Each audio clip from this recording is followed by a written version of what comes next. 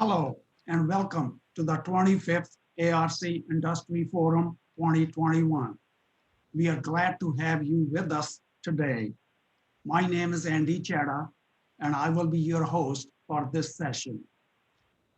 I want to give you a couple of tips to get the most value from this session. Please turn off any other apps you may have running to minimize disruption. Use your computer audio because it works the best. Ask questions from the panelists using Q&A button and Zoom session. This is a 90-minute session. We will start with 2 short presentations, then we will hold a Q&A panel discussion with our panelists. With this, let's get started with our first speaker. Bert Vander Elst. He's the Senior Director and Head of Technology for GSK Vaccines Manufacturing and Supply Chain. Bert's bio is in your app. Please, Bert, go ahead.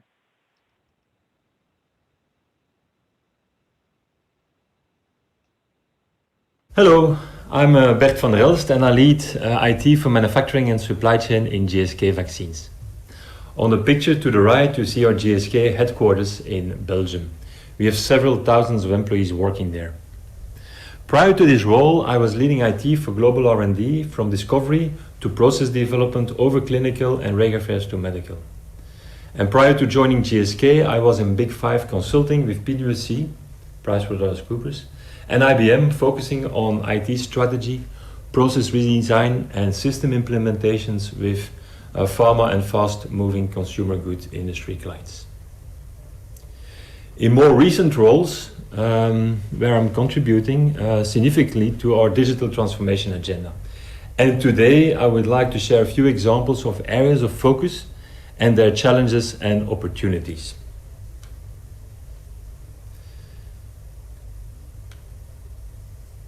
Let me start by providing some information regarding GSK and GSK Vaccines. GSK is a science-led global healthcare company that helps people do more, feel better, and live longer. GSK Vaccines is one of the key businesses of GSK. In vaccines, we are located in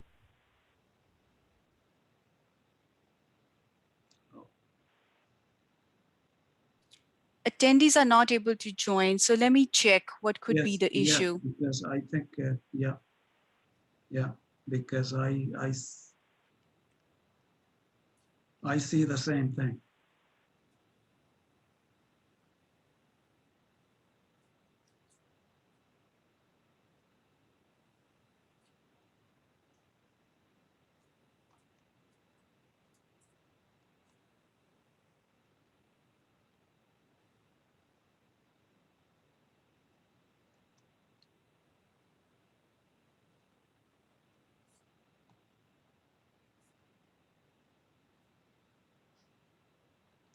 Everything seems to be correct. Andy, who can we contact? VFairs, everything, the information is there. Yeah. I'm at the back end. Yeah. I see the count of attendees jumping, so people must be joining now. Okay. Oh, excellent, excellent, good. Yeah, that's what I was noticing. All righty, guys. Seems like we're back on. So I think we should perhaps start again. Yes, let's start again. Yeah.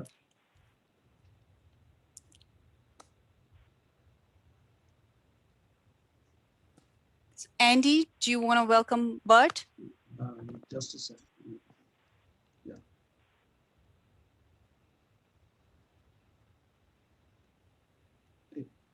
Preet is telling me, did you turn my camera off? Yes, I did. Sorry. Yeah. Okay.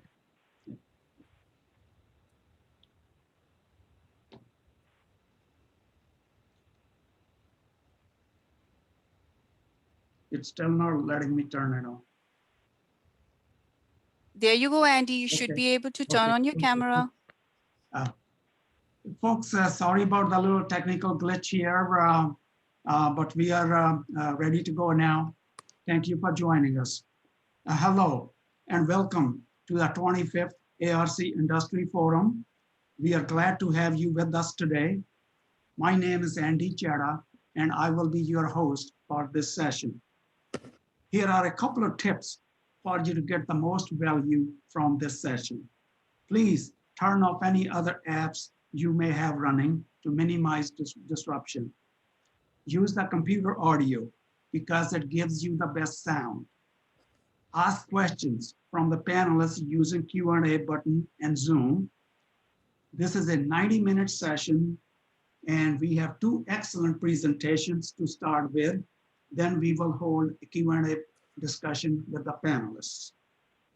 With this, let's get started with our first speaker, Bert Vander, Elst, Senior Director, Head of Technology for GSK Vaccines, Manufacturing, and Supply Chain. Bert's bio is in your app. Stage is yours, Bert.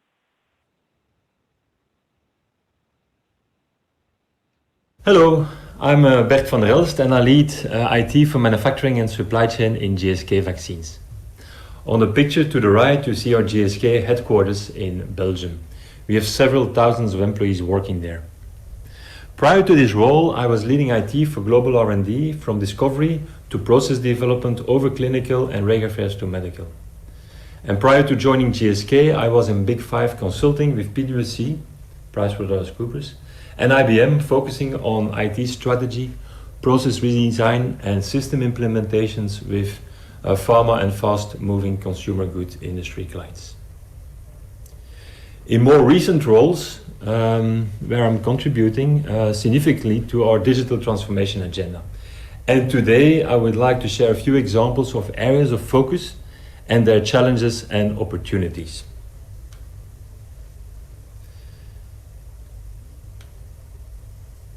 Let me start by providing some information regarding GSK and GSK Vaccines. GSK is a science-led global healthcare company that helps people do more, feel better, and live longer. GSK Vaccines is one of the key businesses of GSK. In vaccines, we are located in 8 countries, and you can see a map on the top of the slide. And we have production sites we have 10 production sites and 3 research and development centers. In North America, we have 4 sites, 3 in US and 1 in Canada. In Europe, we have sites in Belgium, Germany, France, Italy, and Hungary. And in Asia, we have our Singapore site. Our GSK Vaccines headquarters in Belgium, and that's where I'm based as well. And I have around 10,000 GSK Vaccines colleagues there. The impact of vaccination on global public health is tremendous, as illustrated by the numbers in the green boxes on the slide to the right. Our vaccines, our GSK Vaccines, makes meaningful contributions as well.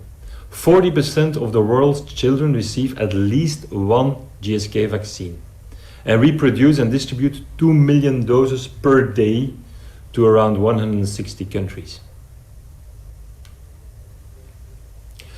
So today, I would like to take 20 minutes to explain the key pillars of the digital transformation at GSK. I will use 3 examples to illustrate our digital transformation touching on operations, data science, and the collaboration in the broader world. I will share examples of the digital twin we've developed for some of our novel manufacturing techniques, in this case microfluidics technology. I will share an example to standardize structured data across the development and supply chain. And I'll touch on our next generation manufacturing system platforms and make the link with what this actually means for a production supervisor on the shop floor. And then I will conclude with some takeaway messages.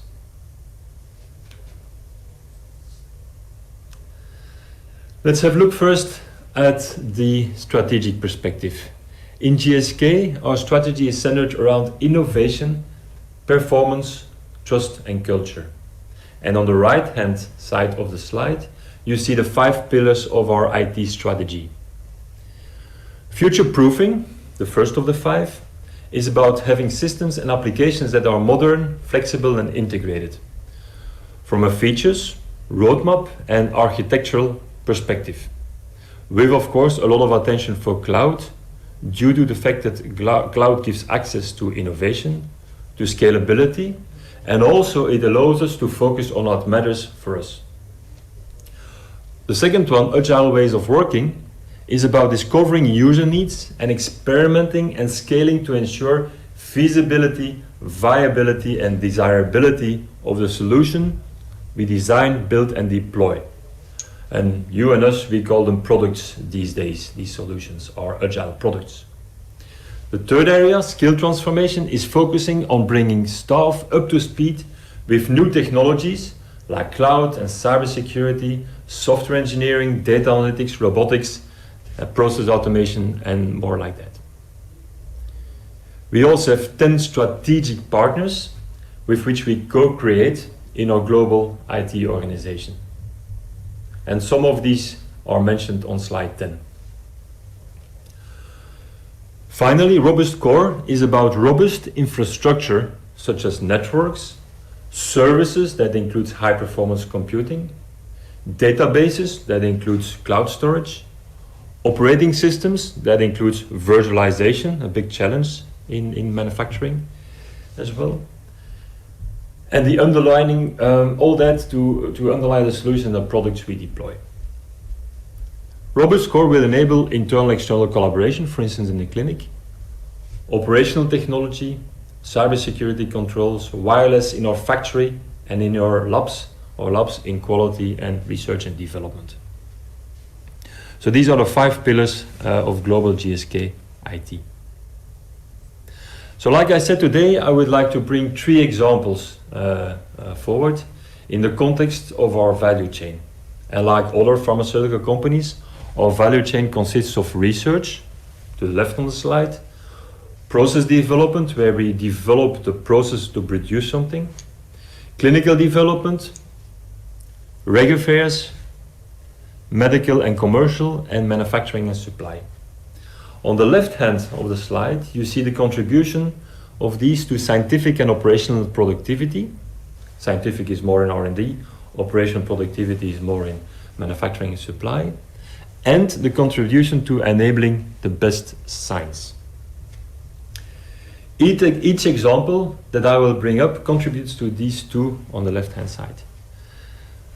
So first of all, I'll take you to the digital twin that allows us to run digital in silico, so in a computer, digital experiments up to 500 overnight. And that compares to plus minus 10 experiments per day on a wet bench in a lab. So that's a factor of 50 more scientific experiments thanks to the digital twin. Digital twin also contributes to the golden batch. A golden batch is a production run leading to the perfect product quality. The second example I will touch on is IDMP, and I'll explain to you what that means in the next slide. Also, product lifecycle management is a solution we've put in that context, and that contributes to data integration across the value chain, contributes to our license to operate, and also to advanced analytics in our data products. Finally, paperless manufacturing automation contributes to process efficiency, compliance, and robustness. And of course, I skip a few areas. We have other areas where we have an advanced digital agenda. And just to give you one example, in research, we do the capture, transfer, storage, and processing of genomics data, so the DNA data. Recently, a number that spoke a lot to me was the following. 10 years of clinical trials generate as much information as 1 run of high-density cryo-electron microscopy. That is a way we study the shapes of proteins. So 10 years of clinical, 1 run of cryo-electron microscopy, the same number of data generated. Also in medical and commercial, we have a strong digital focus, but research and medical are not areas where I will focus on today. So let's zoom into the first example. The slide explains what a digital twin is, and in general terms, it's a virtual digital equivalent of a process, a product, or a service. It consists of a physical part, of a virtual part, and the connections between them. You can find the digital twin in various industries, like in electronics, in brewery industries, in semiconductor industries, etc. Now, also in GSK vaccines, we have built a process design digital twin proof of concept with our automation partners. The digital twin allows in silico, I used that before, digital production process development, and will, after technology transfer to commercial manufacturing, also allow advanced process control in manufacturing operations. The reasons for building a digital twin is scientific process understanding, the impact on technology transfer from R&D to commercial manufacturing, the potential it has on time to market, process robustness, and the manufacturing lead time. And building the digital twin, we did overcome challenges concerning IoT and sensors to connect to the equipment, process analytical technology tooling to allow inline measurement of process and product quality, operational technology connectivity, the OT technology, real-time data pipelines, machine learning model building, and other challenges. But let me share with you what this practically means dynamically in the vaccines manufacturing process, in development for now, for one of the critical components to our vaccines. And that takes us to the next slide. So, on the left-hand side of the slide, on the top line, you see the quality attribute of the product we produce. That's the product specification here measured is the liposome particle size. Further down on the left side, you see the critical process parameters that you can control in your production process. Temperature and flow rates of the two components making up the liposome particles. So let's activate the dynamics now of the digital twin. As time progresses, you see the temperature perturbation. The temperature first goes up and then first go down and then goes up again. The digital twin comes in actions to correct the flow rate, and the bottom left side of the slide, the flow rate to compensate for the temperature variations and keeps the product quality within specification. So on the top line, you see that everything stays within green, reflected by that traffic light. The product quality is within spec, and we've compensated with process controls for the temperature variation. Further to the right of the same slide, you see what would have happened without the digital twin in action. So basically, you see that there's no compensation for the temperature drop and then increase, and you see on the top line that the product specification is going out of spec and that the batch would be lost. Now let me show that again. So we have the quality attribute on the top line that we measure. We have a temperature perturbation that is corrected against with the flow rate so that the product stays within spec, reflected by that green traffic light.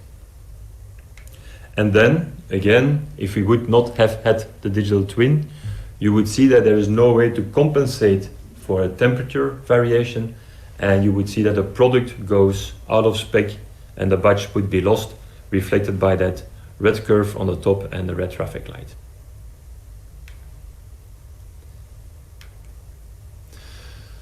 The second example I would like to share talks about our response to the identification of medicinal products regulations, identification of medicinal products regulation of EMA, the European Agency for Drugs, and the FDA.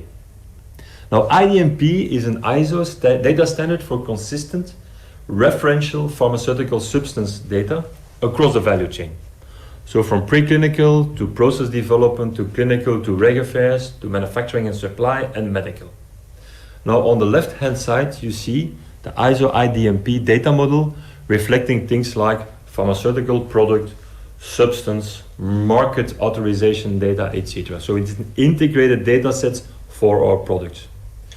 Now we took the opportunity in GSK Vaccines to move away from electronic, unstructured, so think a Word document or an Excel sheet, to move away from electronic, unstructured product, process and specification data in R&D to structured data. So think a structured set of fields in a database. We took the data structuring from where it is consumed at the end of the value chain in Reg and Medical to where it is created. So create structured data right from the start, in preclinical very often, before we go in the clinic for human trials. And we leverage this solution, a product lifecycle management solution, as a huge data integration opportunity, far beyond the more narrow initial compliance objective. And the solution was inspired in a talk in 2017 with a global fast-moving consumer good company. And they said that they use product lifecycle management for compliance, time to market, and cost efficiency. Now, on our side, compliance, time to market, and cost efficiency is at the core of what we need to do in development as well for our processes and products. On the bottom of the slide, you can see with the blue dots there how a product evolves from left to right, from basic information, structured information, and gradually adding layers that you come to a product which is much enriched, which is ready to transfer and commercial manufacturing. And all that is also being version controlled and lifecycle management. The third column on the slide reflects the solution space. The solution space includes SAP for product lifecycle management, Viva's regulatory information management system for submissions and product variations management, and Microsoft Azure for data integration, data visualization, and data science. The value generated from this impacted our license to operate globally, data integrity, but also traceability and efficiency through data integration for business intelligence and data science. On the right bottom image, you can see the IDMP graph database, graph representation of one of our products at the SKU, the stock keeping unit level. So that was the second example I wanted to share. I would like to conclude with a third example around paperless manufacturing and automation. We are at GSK Vaccines modernizing our manufacturing operations.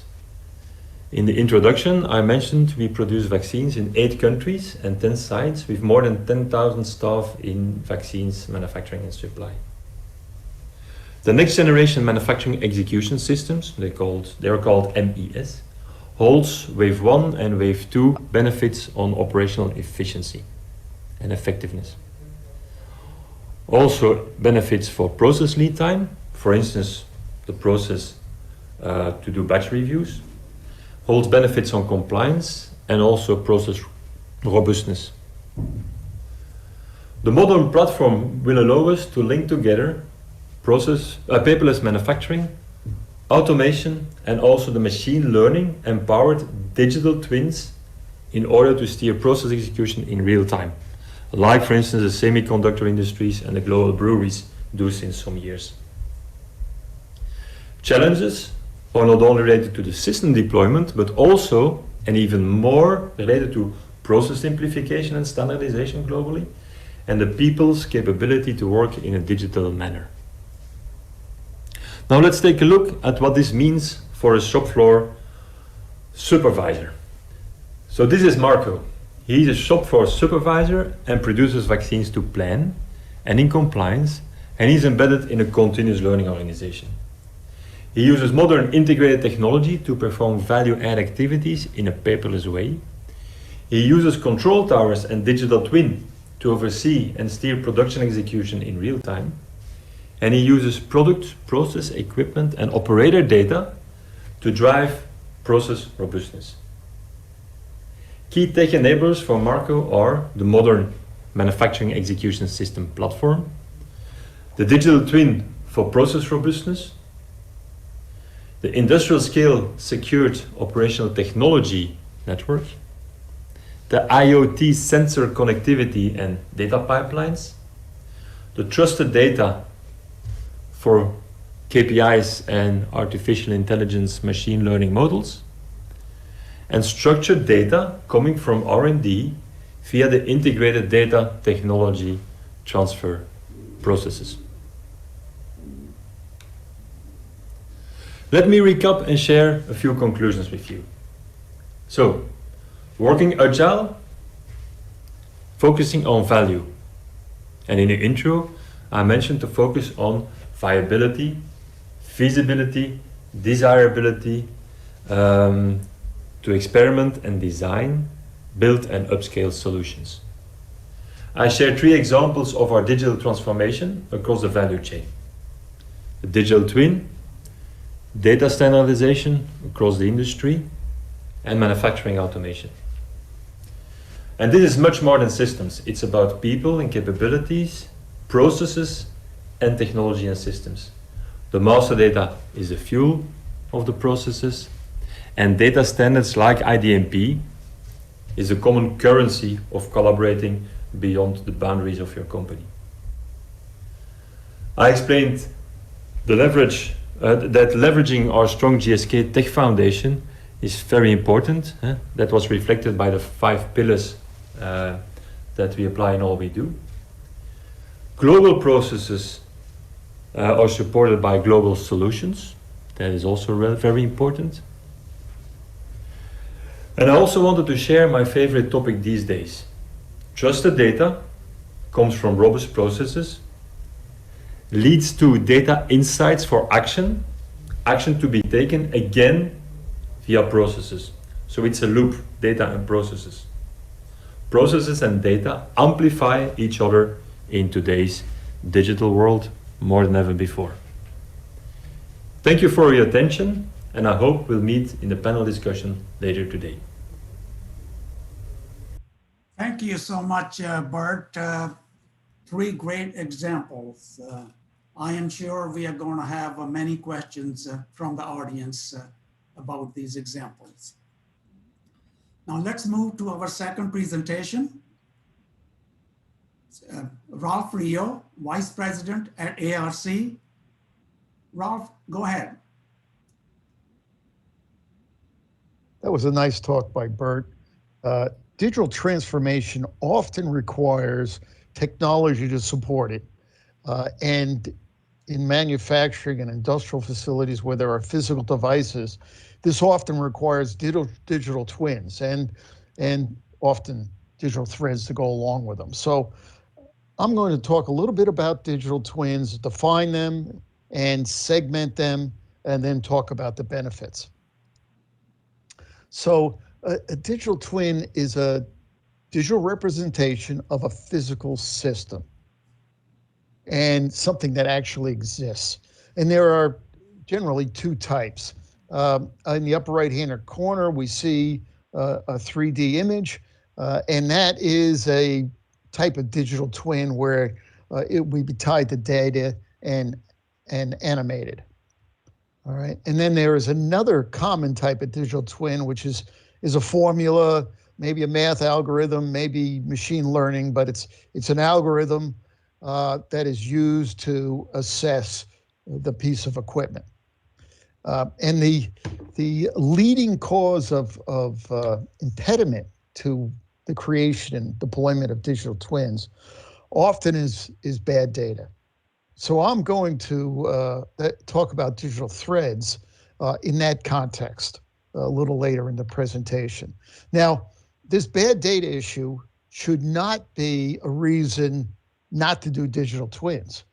You got a little bit of a chicken and egg thing going on here. If you don't do a digital twin, you'll never highlight the bad data issue, and then you'll never know enough to solve that problem. So we recommend implementing digital twins with the foreknowledge that you will come across bad data issues. Those will be highlighted, and then you can start solving them as they occur. So recognize as the part of the implementation of digital twin, you're probably going to have some data issues that get highlighted, and that will become part of the timeline of the project. Now, in the industrial sectors, we have two types of digital twins for asset management. And in each one of these circles are business processes that are associated with that function. So in the design and build, there are a whole bunch of business processes for the construction of an upgrade or a greenfield plant. Once that's done, there is continuous handover, and the operate and maintain circle, they have a whole bunch of different business processes, way different than design and build, that are used to operate and maintain the facility and make product. All right.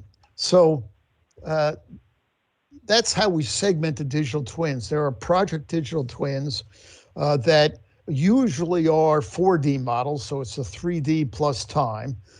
It is typically used to reduce the time to design and build that project and get to handover, so that if you reduce that time, every day you reduce it is another day of production. So that production is very valuable, the added revenue and the profits from that margin. These digital twins are primarily to reduce the time to construction. And there's a couple, the construction sequence. So, you have that object. Do you build the outside of the building first and then put the piece of equipment in there? Or is the equipment so large? This is a simple example. Is equipment so large that it doesn't fit through the door? So you've got to really not build a door or not build part of that wall until you get the piece of equipment in. So, that's a very simple example of construction sequence optimization. And it's also used for virtual commissioning to identify clashes and where the connections don't fit, perhaps, and to eliminate that rework and again reduce the time to design to build that upgrade or that plant. There is another category around operator training that's used both in the when the plant's designed to train the operators who are going to run it, as well as after it's handover and it's operating to train the new operators and new employees to operate the equipment successfully. Now, if we go into the operate and maintain side of the world, typically those are more around the math algorithms. And we see two. There is typically the OEM who's very familiar with a particular piece of equipment. Typically, they make the math algorithm first principle because they're so familiar with the equipment. They can put they can put the investment in to make that kind of digital twin.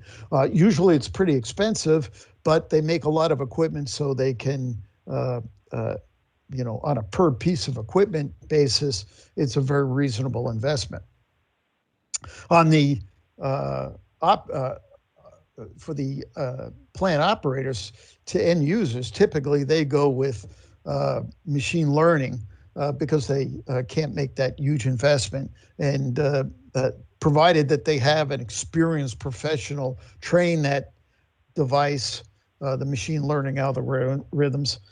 You don't want to assign it to a newbie fresh out of school or something like that.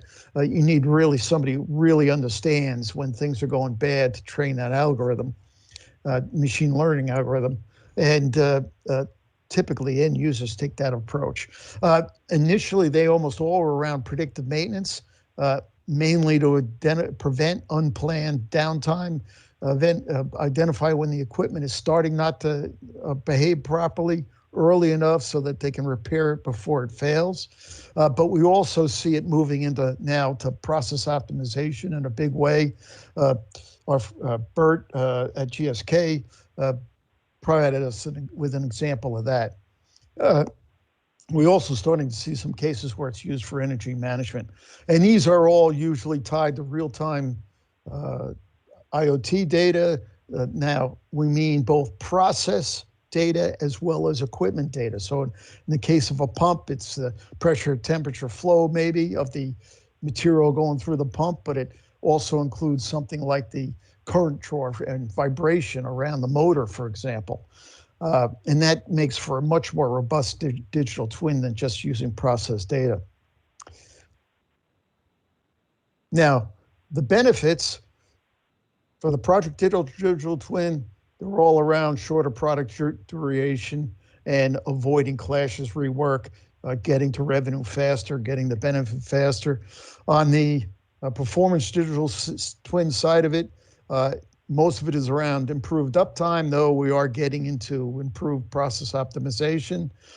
And we find that, particularly around the predictive maintenance one, when the end user goes to financially justify it, and they financially justify it based on reduced maintenance cost, usually that's a tough justification. It usually doesn't get executive attention and the resources to be successful. What we find is if the justification is based on the effects of unplanned downtime, the effects on revenue, or machine longevity, those kinds of financial justifications are usually have much shorter payback. We've seen like 3 months and less paybacks in some cases. And they easily get executive attention because they're tied to revenue. Now, I'm going to bridge over to digital threads. So we have, again, that you see again the two circles, plant design, build, operations, and maintenance. Now I've included the product design circle. And this one is really intended for the equipment part of it. So this is the OEM that makes the equipment that's used in the plant. And the digital thread, for the most part, is a communication framework for the data. And the main purpose of this is to support business processes.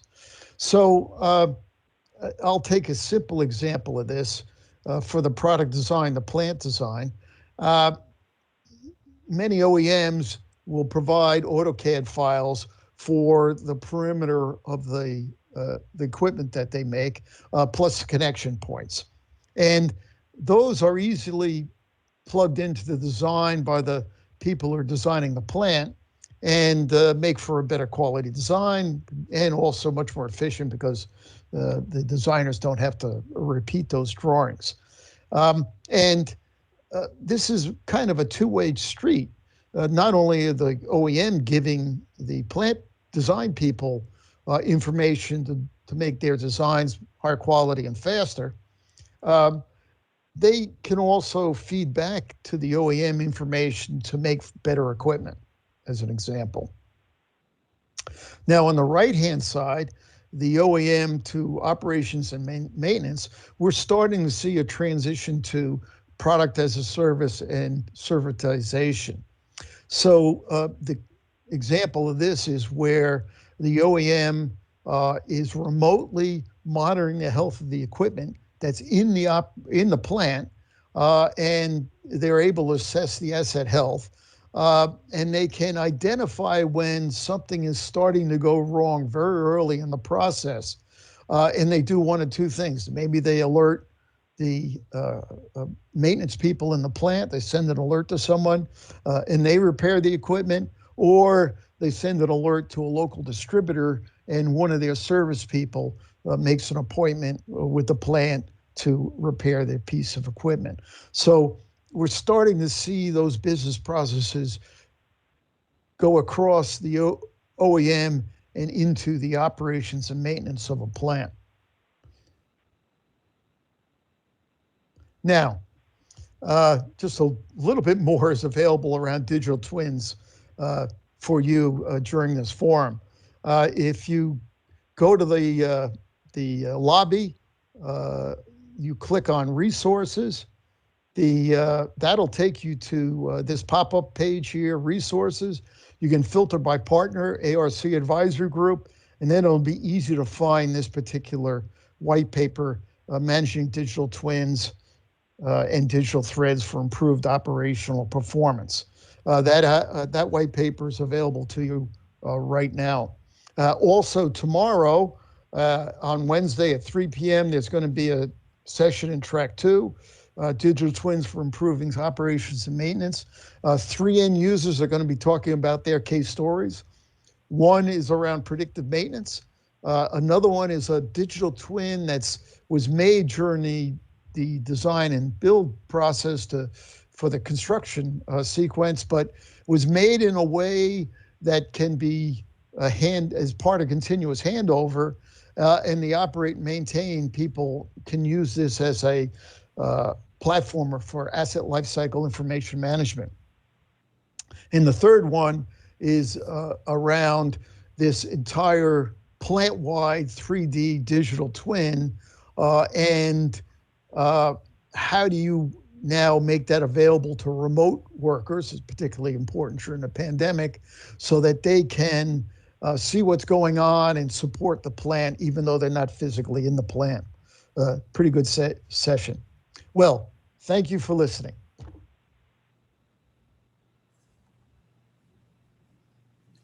Thank you, Rolf.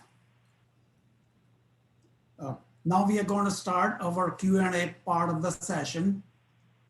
Joining Bert and Rolf, we have Eckard Eberle, CEO of Digital Industries Process Automation Division at Siemens, and Greg Vigil, Director of Industry Solutions at Microsoft. Eckard, I would like to ask you first, maybe you could actually start us off by describing how Siemens is helping GSK and your other customers accelerating their digital transformation journey. Eckard? Yeah, hello Andy. So thank you very much for the invitation and for the participation. So in these times, it's really challenging, but also very exciting in working, because we see that we can accelerate a lot of things through the digitalization and working together with Bert and his team and also other customers. This is really something which is driving forward. As we've been working with the, so to say, digital twin, and Ralph talked about it already for quite a while, we were able to install and implement a lot of things which are going into this direction, and therefore it's really good to see that we can have this discussion and go through this in this panel. So when we are coming to our customers, we can see that in the past 12 months, a lot of acceleration could be visited and seen, that customers were driving very much forward, in particular when it comes to speeding up on processes. So I think for sure a lot of that was driven through the situation of the pandemic, that people majorly would stay at home. So the topic of connectivity, connecting to plants, making information available is something very important. But a lot of other things along with the digital twin, like working in virtual teams on engineering on systems, having virtual commissioning in plants, making factory acceptance tests even on a completely virtual base, having teams collaborating virtually, was driving very much forward. A big step also on efficiency, and this is where we were very happy to support on this. In particular, we are also proud that we are able and we could contribute in speeding up the process of the vaccine development. We are supporting quite a sum of customers out of the pharmaceutical industries, where we are helping ramping up production, ramping up and speeding up the process in order to make sure that the most speedy process is arriving to the customers and also to the patient's vaccination at the end of the day. So I think this is something which is very exciting, but also very challenging at the moment. Thank you, Eckard. Greg, I would like to ask you same question. Maybe you could start with telling us how is Microsoft helping manufacturing companies accelerate their digital journey? Sure. So obviously Microsoft's been at this for a long time. Our whole mission based on the CEO is to really empower others to do more, empower companies and individuals. So Microsoft's focused on building the platform to help our customers, whether they're a product manufacturer and they're trying to create a new product as a service offering, or in the cases mentioned earlier, if you've got equipment that you want to enable with digital capabilities. So we offer a broad platform. We've been very focused the last couple of years on those industry scenarios. So I'm dedicated to manufacturing. I've got a team dedicated just to manufacturing so that we can help our customers as they embark on that journey.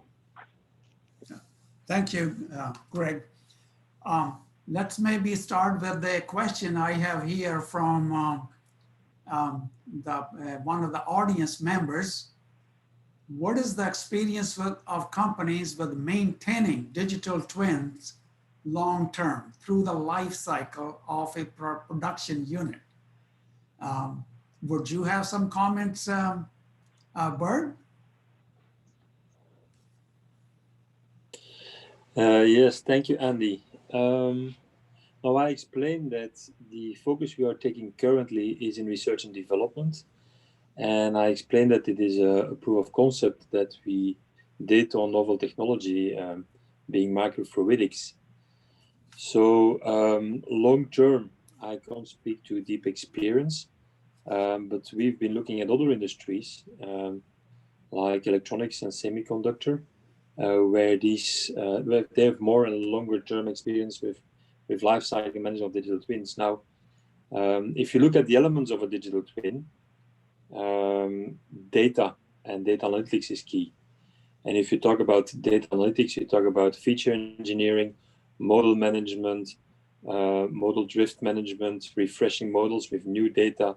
It's a continuous loop, and you need to control it, because at the end, at least in our industry, you will make GXP decisions, or you will augment and facilitate, assist GXP decisions with digital twin technology potentially.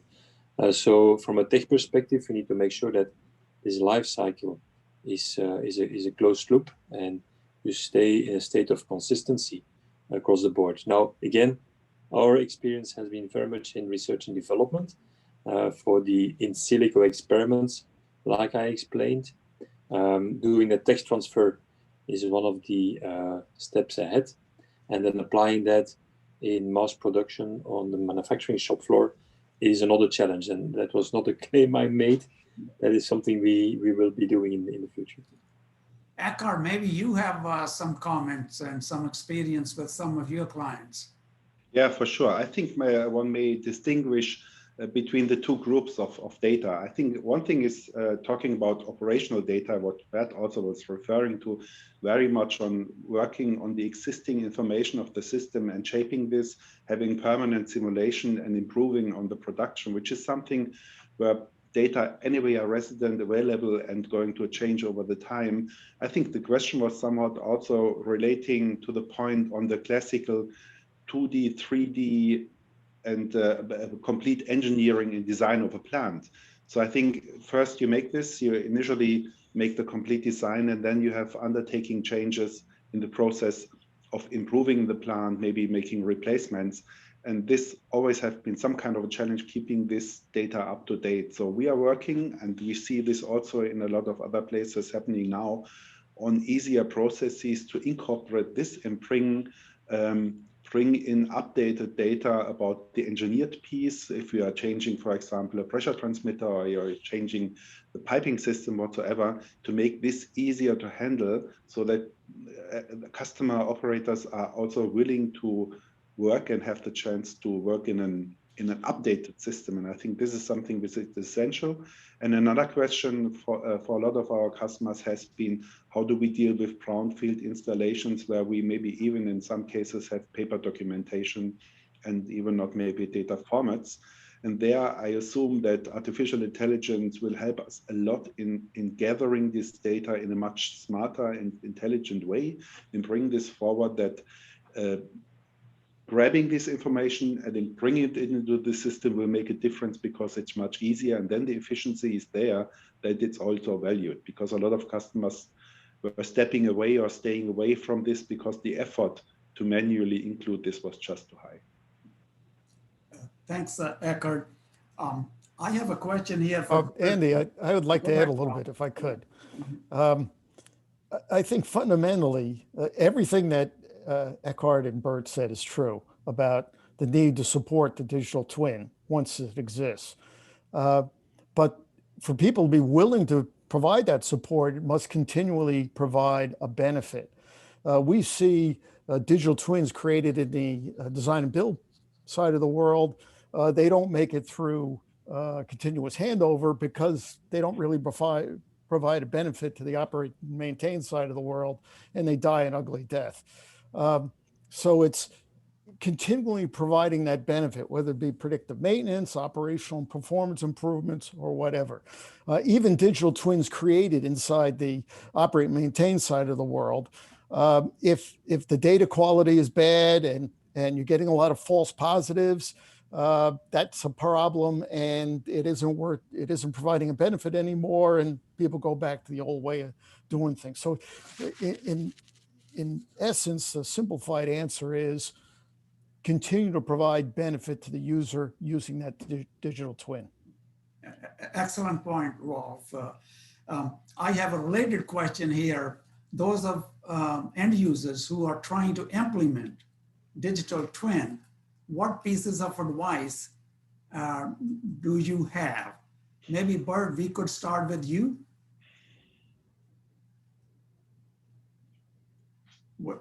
My question is, what pieces of advice would you have for companies who are embarking on their journey for digital twin? Sure. Two things. Focus on the value areas and start more small and work in an agile way. So basically, focus on the value. Everybody has his pain points, his challenges. Could be an asset digital twin, could be a process robustness challenge, could be something else, product design challenge. So focus on where your value opportunity is. That's the first thing. And second thing, don't dream. I mean, dreaming is fine, but don't start too big. Start with a sizable scope so they can focus and you can control the parameters and you can come to something proving viability, desirability, feasibility of the thing, and then make sure you're ready for upscaling. And in our case, transferring to manufacturing operations, etc. So these are the two things I would say. Okay. Bert, I have another question for you here. Andy, please, I got to jump in on this one. This hit a hot button of mine. Yeah. And of course, I agree with Bert, but the other part of this is that it gets back to the data quality problem. I am not a fan, particularly when you start a digital twin, I am not a fan of big data. And I'm probably going to get a bunch of nasty emails from people who are big data fans, but my recommendation is to start with small data. And that's the data for the particular piece of equipment that you are doing predictive maintenance or process optimization for. And it may be 5, 10 values. Like for a pump, it may be pressure, temperature, delta PO across the flow rate, and then current and vibration. So you're talking under 10 IO points. If you focus on small data for that particular piece of equipment, it will be much easier to develop the math algorithm or machine learning. And if there is a data quality problem, it'll be much easier to identify and fix. So my recommendation, in addition to focusing on the benefit, like Bert mentioned, is to start off with small data. Maybe would you have some comments? Let's start with you, Eckard. So if I could comment on that, Ralph, I think in many cases this is right.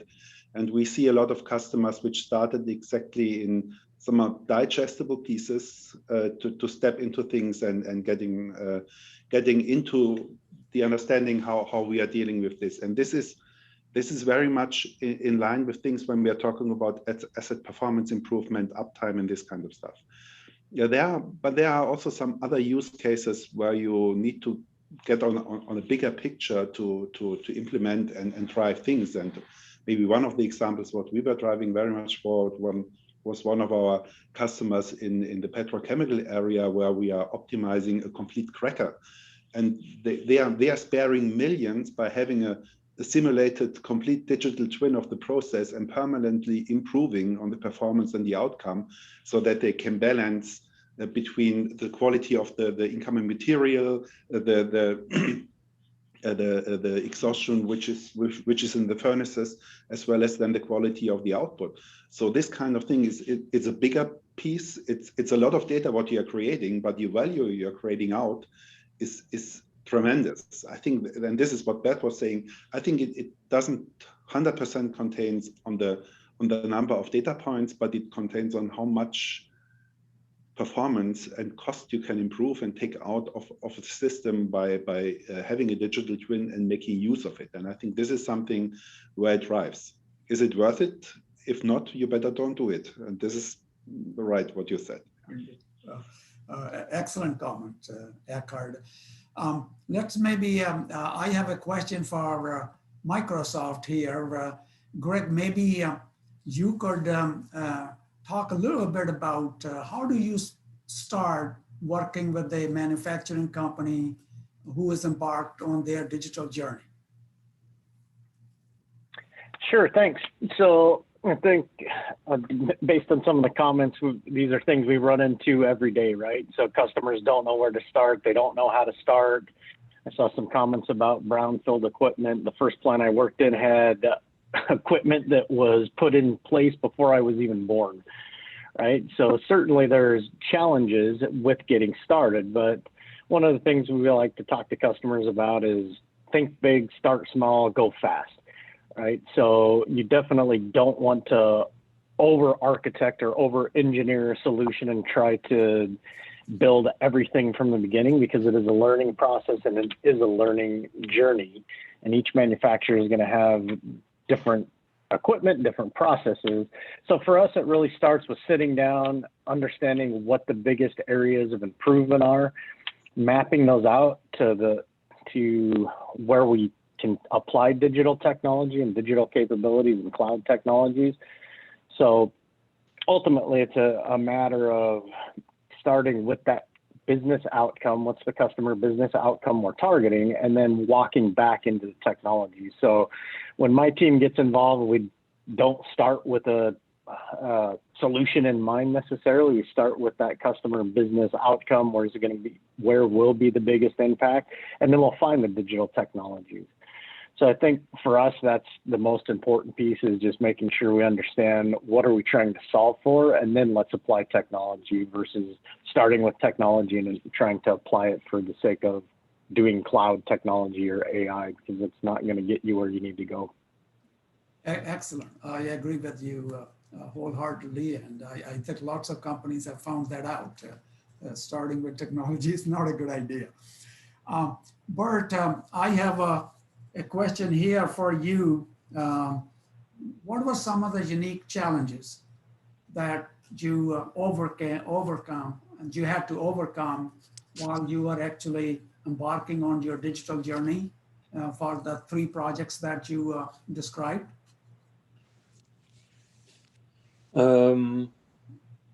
I would call out, first of all, that it's not only about the system, but we just touched on that. It's also about the people, the capability, the willingness, the process simplification.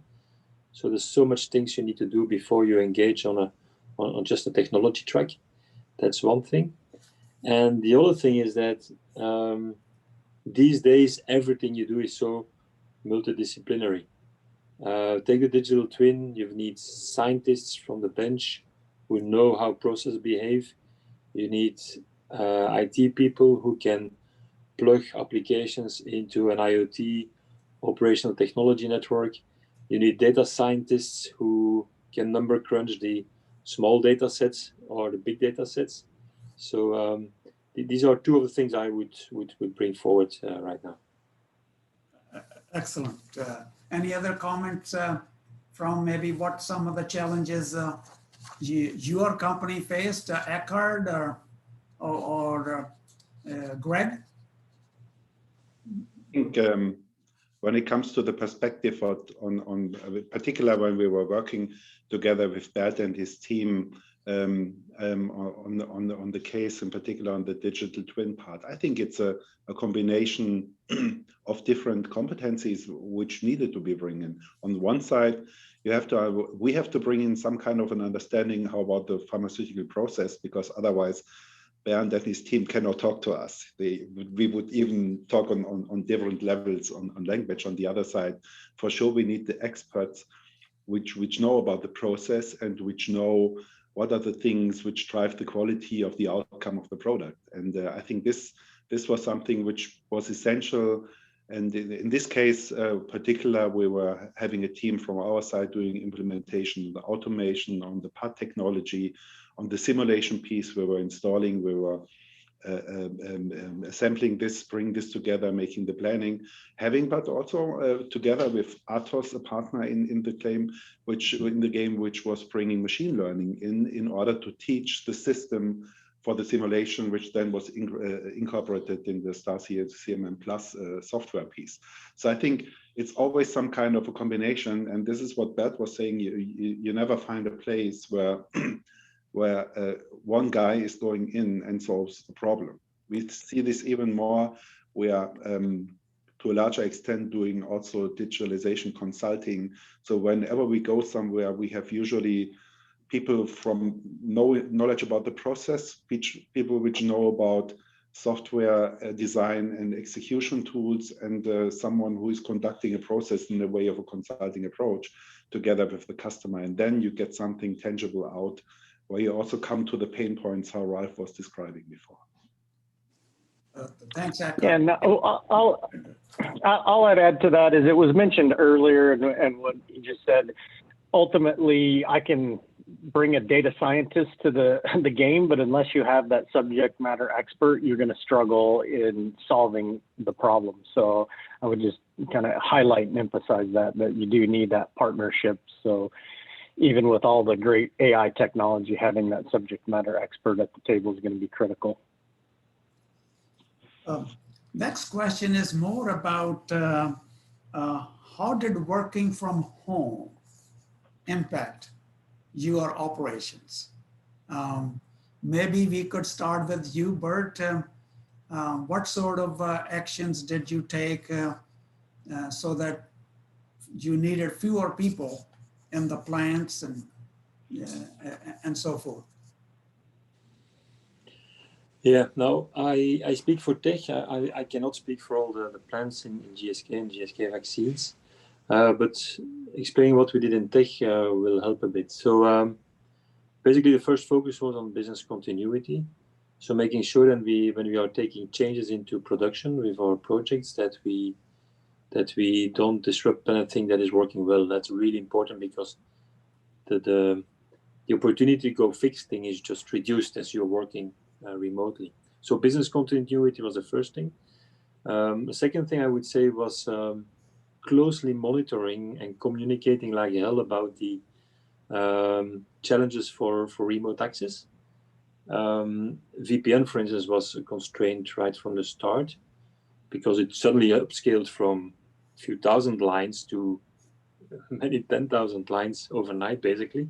And then there, the good thing is that as we progress with modern technology, and Microsoft is here, that's one of our key partners as well, you don't need VPN anymore for many of the things. So connectivity turned out very well at the end. Communication very strongly, I said, accelerating. We rolled out Teams that some of us are using in a few weeks' time rather than a one-year program.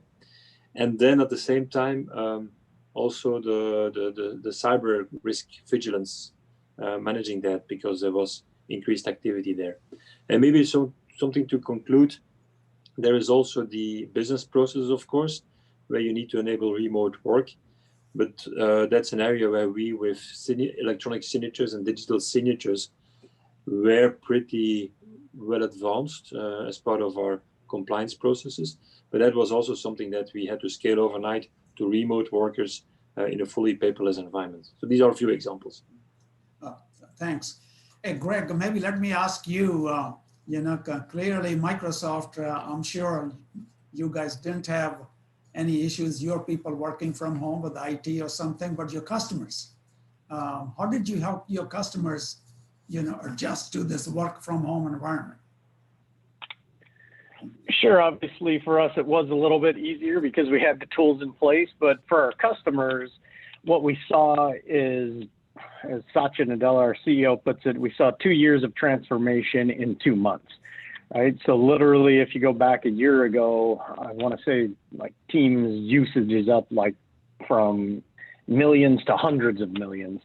So certainly most of our customers have adopted those technologies. Most manufacturers, a good example, didn't have work from home policies, right, for the back office workers or others. So they didn't really have the processes and abilities in place. And thankfully, with the cloud, we were able to spin those customers up and help them get going digitally within days and hours.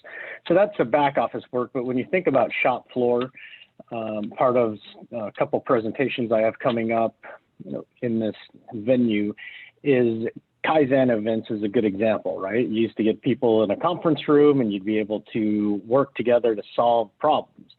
Well, the need to do those events didn't go away, but how you do them needed to change, right? So using Teams for frontline workers with tools like our Surface Hub, as well as the digital technologies, you can now have those events. You can have people come together. You can have breakout rooms.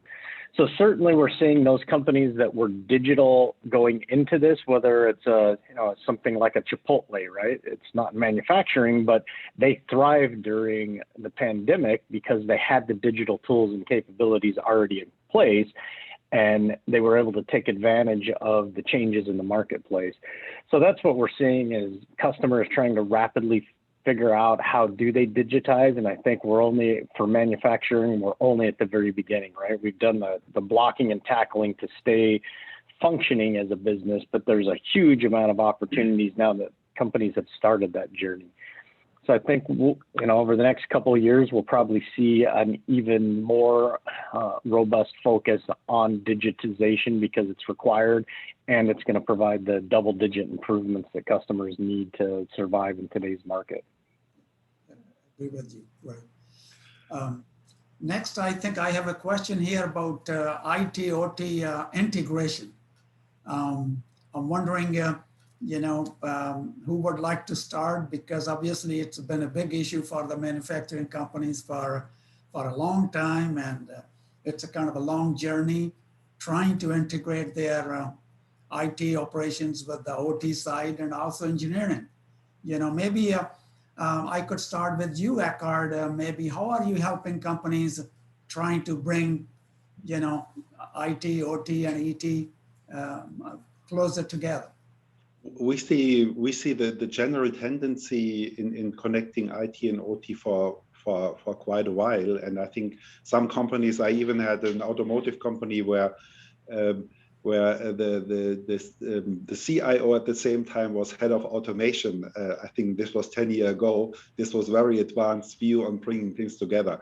So I think there is a tendency that this is going already for quite a while. And when we are looking into the classical system, and this was more driven by regulation, but in the pharmaceutical industry, for example, we see that they have very strong tie between a control system and the manufacturing execution system.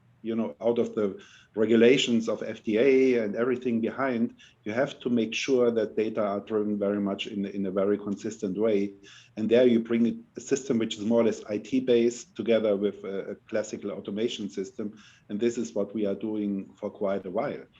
We see other customers which are stepping into things that they are starting virtualizing implementations and putting automation software pieces completely virtualized on server farms in their entities. I think these are steps which are going forward very fast. And for sure, the last one, what is now very much on the IoT thing and the edge discussion, that also applications on a cloud base are going to be implemented. And we see that this combination is going to be more accepted. In the past, there was a lot of discussion and fear about data privacy, about acceptance. Maybe also the pressure of, at the time, the last time we had was driving very much forward that people open up more to make things feasible and implementing what is reasonable, instead of maybe having lawyers talking for years about how to handle this. Yeah. And I think this is going forward very fast now, and we see that this integration and this merge is going to be something which will not be held off, but will even driven further. Okay, but let me ask maybe Bert, a question related to this is at GSK, how integrated is MES with your ERP systems? Bert, would you comment on that? Okay. Obviously, it's very integrated.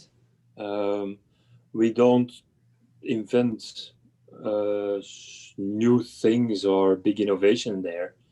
An MES, the patterns to integrate an MES with an ERP, take SAP for instance, is well known. I would say use the right systems for the right features.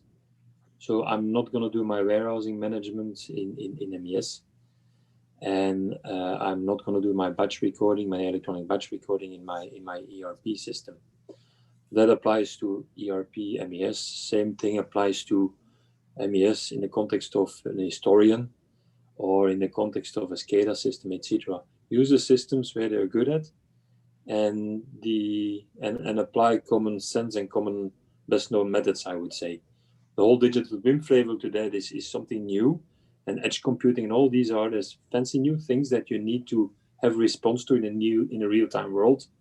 But those well-known things like ERP to MES, take good advice, listen to your providers, suppliers, and move on. Yeah. Ralph, we have done some research related to obviously integration. Would you have any comments from your side? Yeah, definitely. Yeah. So part of this is to define what you mean by OT and IT, and what applications are in those space. And some industries, MES is like in the discrete industries, MES does a lot of parts tracking in addition to some other things, but a key function is keeping track of where the short interval schedules and where the parts are. And it's obvious then that has to be integrated with the ERP application very well, because the ERP application is all about materials management in the discrete industries. Now, so that integration is pretty obvious. Over in the process industries, some are, it's continuous. So parts tracking is not so important because it's the piping and everything. It's continuous flow. And there, the MES application is more around process optimization, and it makes sense that is integrated with the control systems. And in fact, the MES solution may be considered part of IT, and the IT/OT becomes MES to the control system. So there's, so in summary, two things. One, define what you mean by IT and OT, and two, that will vary by industry. I have an interesting question from audience here for Bert. How would you describe controlling with the digital twin versus actually the regular feedback-based control based actually typically used in the control systems? So someone is interested in learning a little bit more how you found controlling with the digital twin. And I think the example you had was certainly the very, very good example and so forth. Would you say a little bit more about that, Bert, please? Yes, so I'll talk to the example I shared, which was in product development. And basically there you start seeing that the dynamics the digital twin bring you allow you to exploit your common understanding or scientific knowledge into the next level. So of course, if you do the microfluidics digital twin that we've been working on, there is a lot of, let's say, chemical knowledge, a lot of physical knowledge that is brought to the table in terms of formulating it correctly. But then if you apply digital twin and data, and gentlemen, just I think Greg suggested it was not only about big data, it could also be small data. If you bring that to the table, you lead to new insights and a whole new dimension of having scientific understanding of what really happens. Yeah? In pharma, but probably in other industries, they call that the control space and the design space, quality by design. So you just engage on a new dimension of scientific insights that allow you to steer your process beyond your more narrow interpretation of what you do. And all that, of course, enabled with technology, because that's my view on these things. Thanks.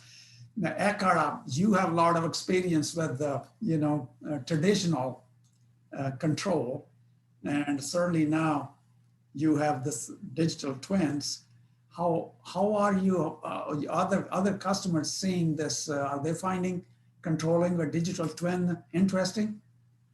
Oh, this is very exciting, and I think and a lot of our customers are asking for, and also in the installation, I think with Bert, we have there's a complete new way on also sensing and getting information, gathering information. I think we are getting away in many cases in this regard from pressure, flow, temperature, and this part, but also coming to things like soft sensors, where in a lot of cases we even cannot measure directly that what we want to know, but we are deriving out of different information, putting this in the system and getting a value out, which is creating exactly that what you need.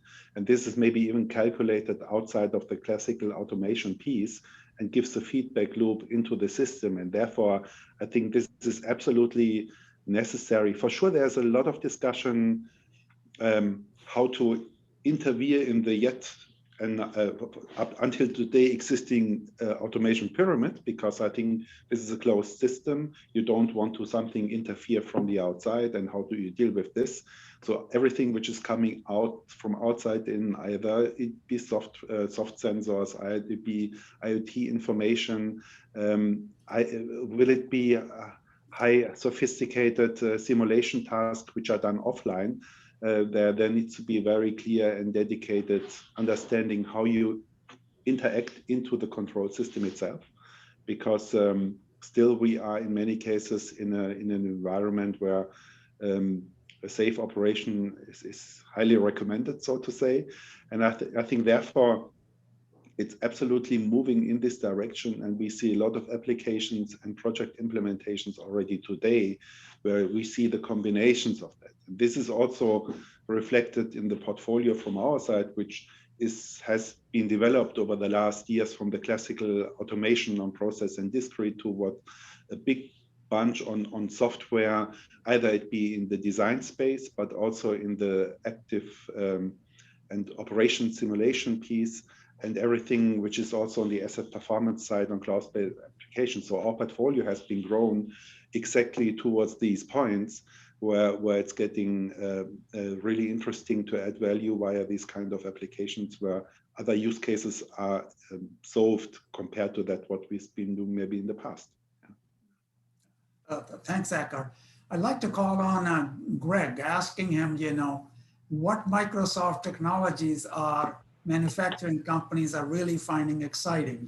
You have obviously all your IoT platform, Azure, and also the HoloLens. Many of our customers are actually starting to use HoloLens more and more in their operations. Maybe you could actually talk about a couple of use cases where some of these technologies are being used. Sure, I'd highlight 2 to 3 that have really blown up because of COVID. So certainly HoloLens and our Dynamics 365 remote assist and guides capabilities. So for example, I was on with a large global equipment manufacturer for the mining industry. And when COVID hit, they used to send technicians to work on the equipment to make if there was issues with it or whatever. And now the mining companies wouldn't let them on site. So they quickly spun up and deployed Dynamics 365 with HoloLens so that now they could help the customer solve the problems with the equipment on site, and they could guide them using HoloLens. So that's one area that we're seeing get deployed rapidly. We just announced the new HoloLens 2 with some industrial capabilities. I think it was last week. So it's going to allow for some use cases where you solve for some of those challenges, whether it's oil filled or other locations that we maybe couldn't have used them before. So that's one area. The second area that I would encourage people to look at is our power platform. So we talked about paper-based processes and old equipment and those types of things.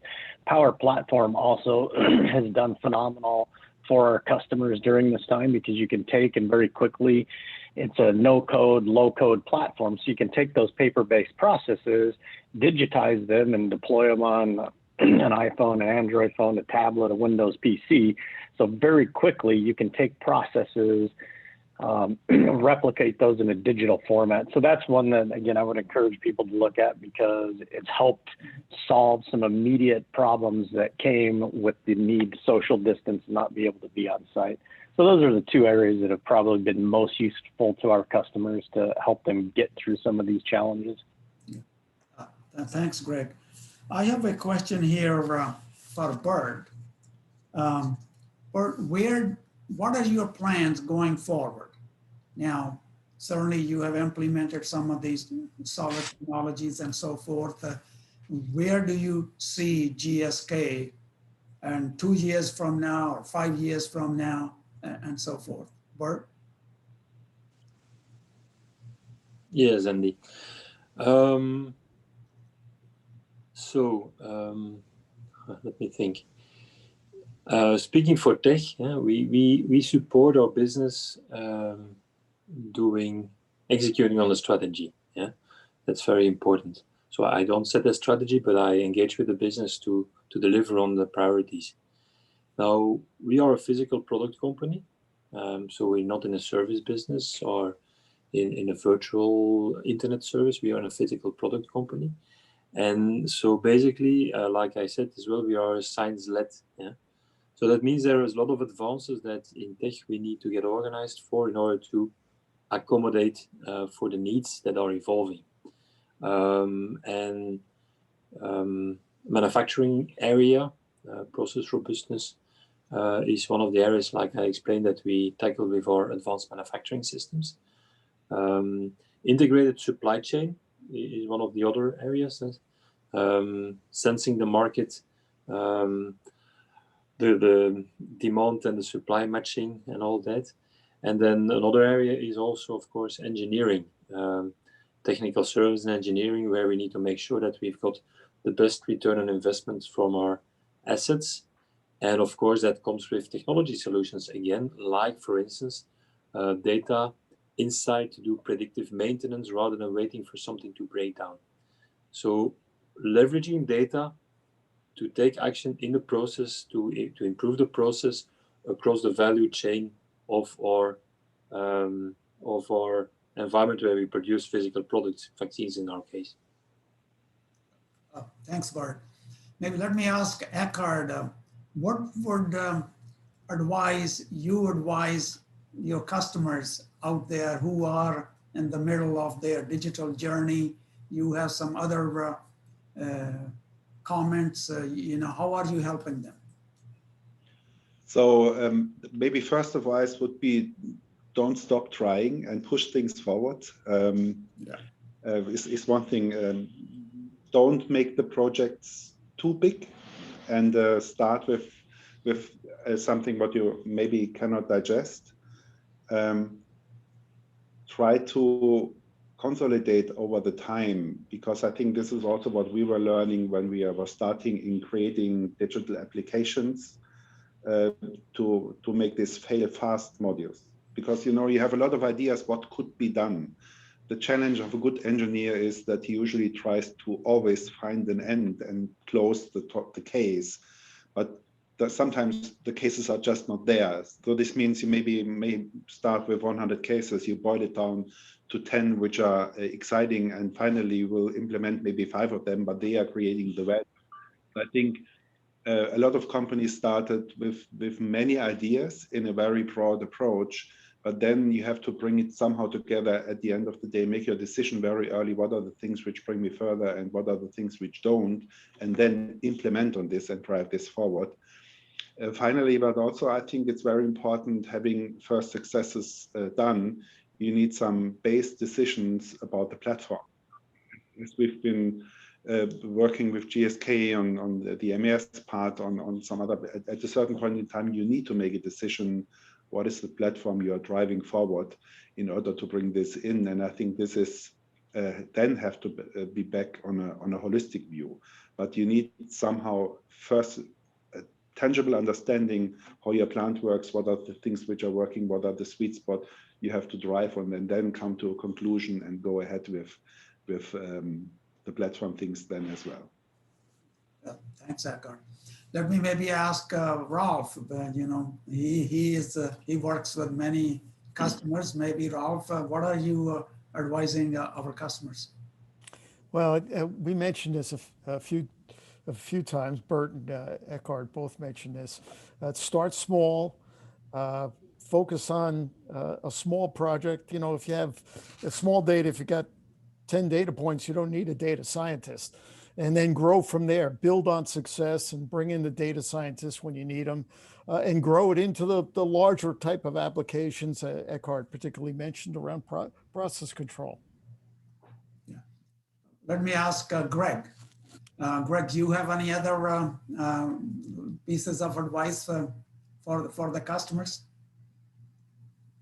Yeah, I would say get started, right? It's, as I mentioned before, those that were digital have done much better than those that weren't digital. So I think, to me, the lesson out of this is to get moving, right? Because if you're not moving towards digital, you're going to get further and further behind. So, you know, whatever path you choose to take, I would say, to me, urgency is the key. The customers that we've seen excel during the pandemic have been those that have been the most digital and have the ability either to currently act in a digital manner, or they were far enough along that they were able to double down and move quicker. So that would be my advice, is get started sooner rather than later. Thanks. We'll give the last word to Bert. Bert, any other advice for the audience who's listening to us? Oh, no pressure there, Andy. I would like to conclude maybe with the thing I shared before. So this close relation between process and data. There's no such thing as a process and someone doing something fancy with data. It's process data that leads to insights with data science, and that needs to feed back into your process. So the data and the process, they amplify each other in today's digital world, and that's really, really important for me. Excellent. Well, I really want to thank you, all the panelists, especially Bert and Eckard. It's late in the evening for them. Really, again, really appreciate it. Thank you so much. This discussion is awesome. I think there's a lot of good lessons from our discussion. With this, we have to close our session. All presentations and this recording will be available on this platform for all the audience, all the registered attendees to come and listen to them again. Please provide us your feedback about this session by rating the session in your forum app. We have 2 workshops planned in 20 minutes from our sponsors. Please plan on joining these workshops. After these workshops, we will have 4 parallel sessions that will begin at 3 p.m. Please plan on joining us for those. With this, thank you so much. And once again, please give us a hand to our panelists. Thank you so much. I appreciate very much for being with us today. Thank you. Bye now.